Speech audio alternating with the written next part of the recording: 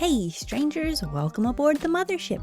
I'm Bitsy the alien, and today we're going to be going over my semi-simple way of rigging short hair fast. Yeah.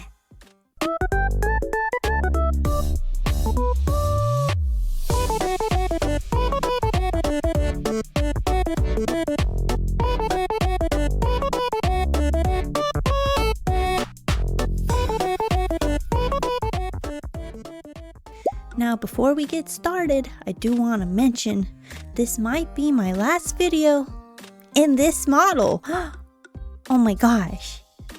Yeah, I'm getting a brand new model, 4.0 technically, and I'm making it all myself. It's gonna have hand tracking and city pose and all kinds of cute stuff, and eventually it'll have more outfits, but we're gonna start with just one. Anyway, let's go ahead and jump into this mini rigging tutorial. So first things first, so when you load in a VTuber model, you almost always have part of it cut because you're gonna copy pasty. I usually cut the left side. So here you can see I've got the left side of this VTuber's hair already gone, and we're going to rig the physics first.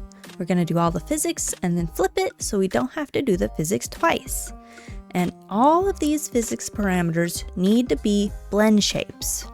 Each section of the hair will have 4 blend shapes total, with different reactions for X and Y. As you can see, there are quite a lot of parameters here, and if you would like to import my parameter preset, please go to my Isekai Studios Ko-fi shop ran by Pepin-chan. She's hosting it over there, and you can get my parameter set up, easy peasy. But let's go over what these are right now. So let's take everything that is bangs, and we're gonna link it with 3 keyframes to 4 parameter setups. And we've got X, Z, Y, and YC, which I can't remember what the C is for, but that's what I named it. So on X, it's pretty simple. It's just going from right to left. Nothing fancy, just whoop, whoop, right to left. And it's always good to sometimes isolate the individual parts to get a little bit more specific movement. I'm just using the brush tool here and working directly on the art mesh. I only recommend working directly on the art mesh for hair physics, and make sure they're blend shapes. Working on the art mesh is dangerous work, but once you've got your bangs X going right to left in a way that looks decent, we're gonna want to add the little swoopy to the tips so that there's more movement. So that's what bang Z is for. So the Z parameter is just the tips, and you can use your brush tool to kind of pad that out, but I find it much more effective if you use a path deformer. Now here I'm going to show you 2 examples. You can use the temporary path deformer. So you go to modeling, temporary deform tool, temporary path deformer. So what we do here is we make the path on the hair follicle we are attached to, we have highlighted, and always make sure to do more at the base of the hair, more nodes than at the end, because you don't want the roots of your hair going all willy wonky. Yeah.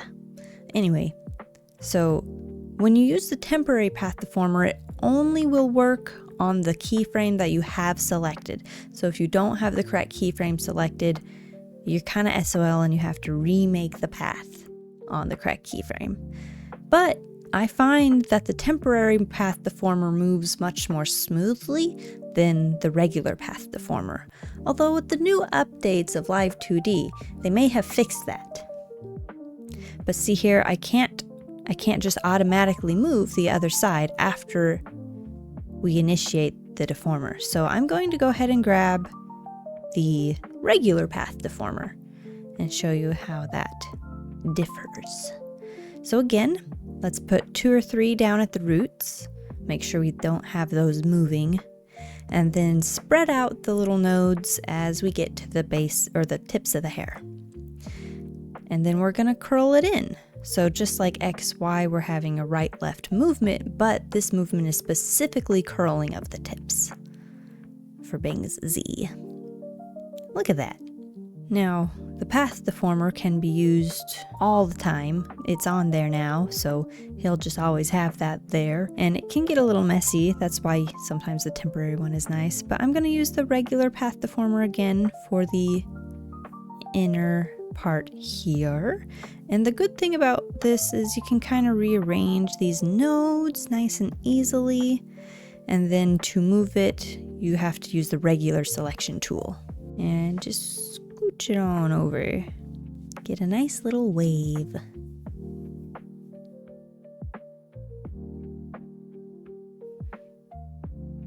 Whoop, whoop, whoop, whoop. Now for this tiny little guy, I'm just gonna use the brush. It doesn't need too much movement, so just gonna pat it out gently, softly. There.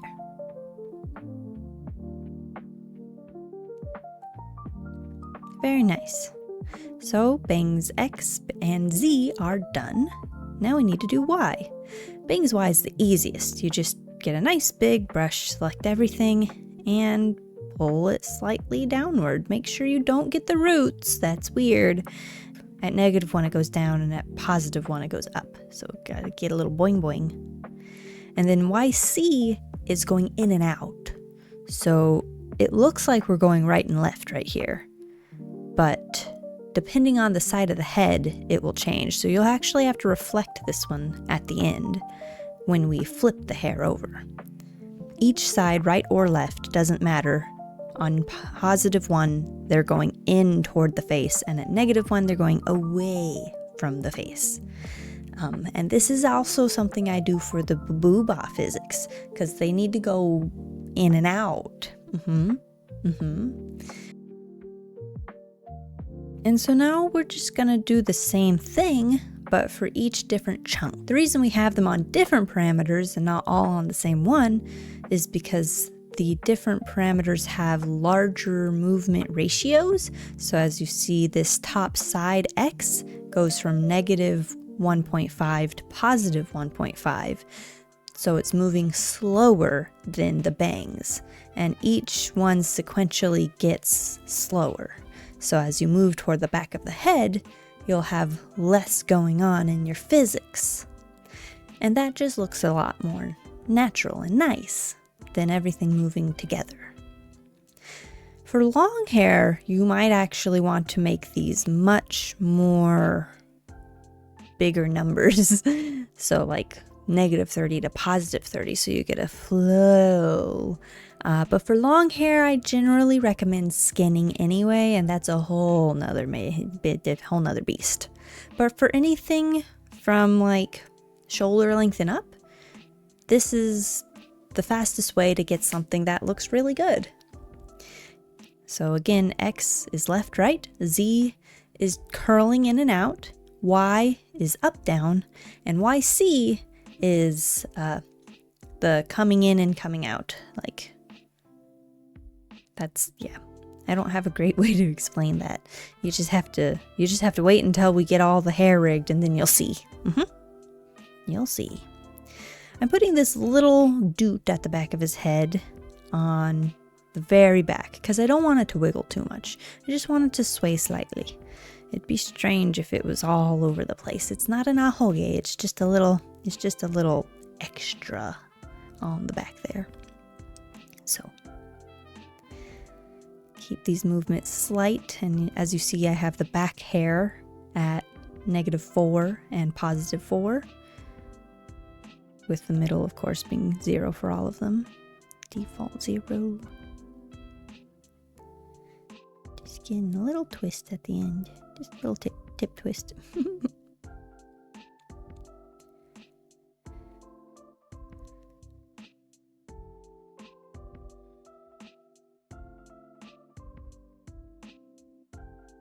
I'm going to link these parts to the middle side so that they move a little bit more than the bigger chunks of hair behind them.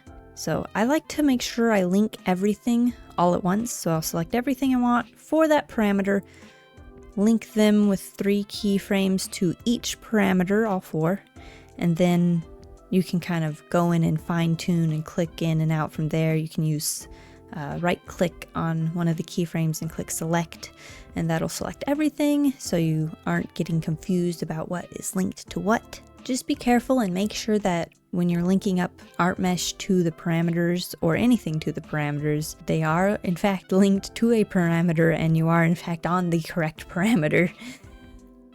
So let's go into the physics panel. And I already have the hair physics kind of set up because I was being silly earlier, but I accidentally hooked up the Y and X together. Don't do that. That's the biggest mistake I see beginners make, is they put the X physics and the Y physics together in one group, and X and Y should always be separated into a completely different physics group, because they'll like affect each other weird and cancel each other out. So here for head XZ, we have it linked to all the hair XZ parameters. And now we're gonna duplicate this and make it hair Y and delete all of that and change the input settings to angle Y. The input is angle Y and angle Z. For hair Y, have the position at 100% effective, and we're gonna delete all of these X and Z's and replace them with Y's and YC's. Yeah. So we're just gonna go through and select those. I have the little star there to kind of help see. So the hair is not rigged to the head angles yet, which is why it looks a little funky. But we're doing the physics first, which is a little strange. But trust the process. This is the best way to do it, I've seen. Because if you try and do the head angles with only half the hair, you get weird looking head and hair movements. So I like to get all the physics done together so you don't have to do them twice.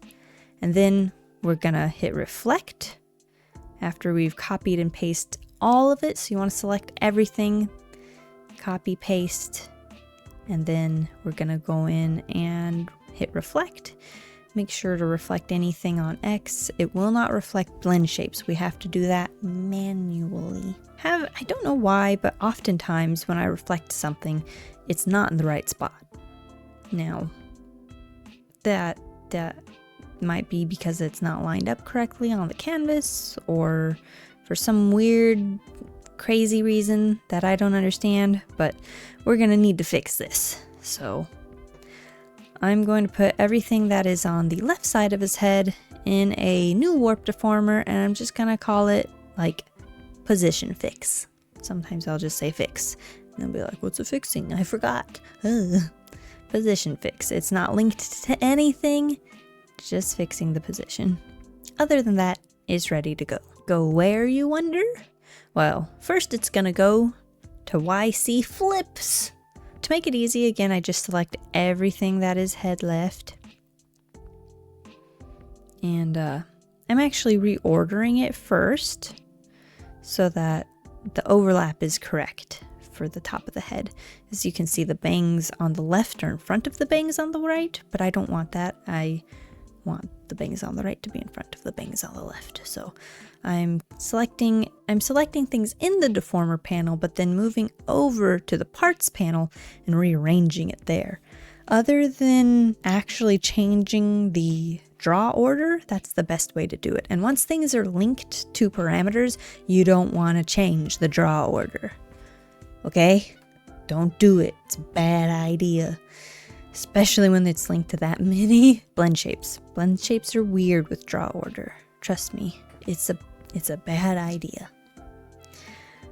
But here we go. So we gotta initiate the flips. So everything's in the right order, everything is selected, and now we need to go into YC and flip them for the left. So right click on one of the keyframes on the blend shape, and it'll pull up this little menu. And on that menu, it will say reflect. Click that, and that'll just flop it right on over. And now your YC should be moving in and out. And that's what we want it to do. So go through all of them and reflect them for the left side. And if you're wondering how I keep turning things off and on super easily, I have a hotkey set to H, and that will hide and unhide my mesh. You can set your own hotkeys up on the corner. If you're patient, you can wait until I release my Stream Deck bundle, and that'll have a guide for hotkeys in it already, and it can be set up to the Stream Deck, and that's nice. But anyway, I'm not done with that yet. So, ちょっと待ってお願いします. We're gonna start doing head angles. Now, head angles are an entire thing that we are not gonna get too deep into right now. This is a chibi model, and I make my chibis simple and bouncy and cute, okay? So, we'll get into technical stuff later, or never. I don't know. I tried to make tutorials about more complex stuff, but it's really hard for me to vocalize it.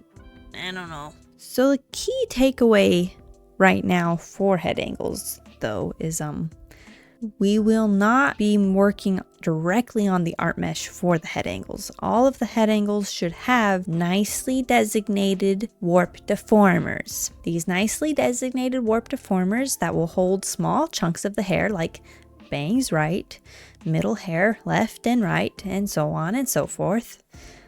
Make sure they're all split. And we'll go ahead and select all of them. Make sure they've got 3 keyframes on both X and Y. I have my X and Y on physics parameters because chibis should bounce, and so it's nice to have little bouncy head physics. And with everything selected, it's a lot easier to get the general Y deformation going, because you can easily grab all of it and pull it up or down, and then you can select just the top or just pull down the top bit of the square just a little bit, or elongate it, and that makes the Y parameters super fast. And then there's only a few minor things that need to be fixed on their individual warp deformers, mainly the back of the head. You want the under hair, the back of the head big circle, to come up when he's looking down and down when he's looking up, which is kind of opposite to how the top of the hair is moving, but that's what gives it more round depth. The little flyaways at the bottom of the hair should also be moving opposite for Y. So when you look up, they move down, and when you look down, they move up. And that just creates a nice 3-dimensional depth. Now that we've got our Y finished, we're going to work on the X angles. So we'll need to move the right and left pieces individually. This is where most things go wrong if you don't have both sides of the hair.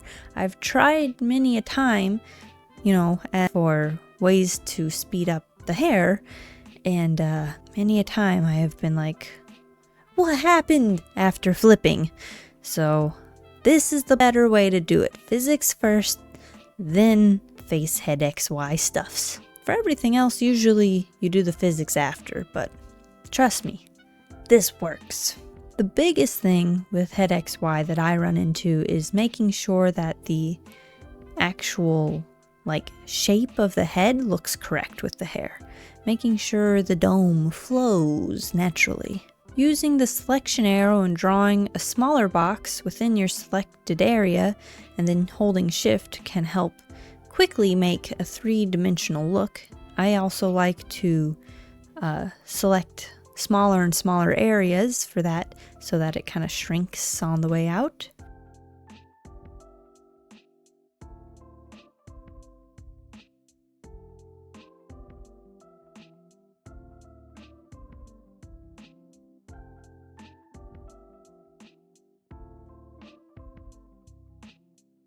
Once you've got your X and Y looking pretty good, make sure to synthesize corners.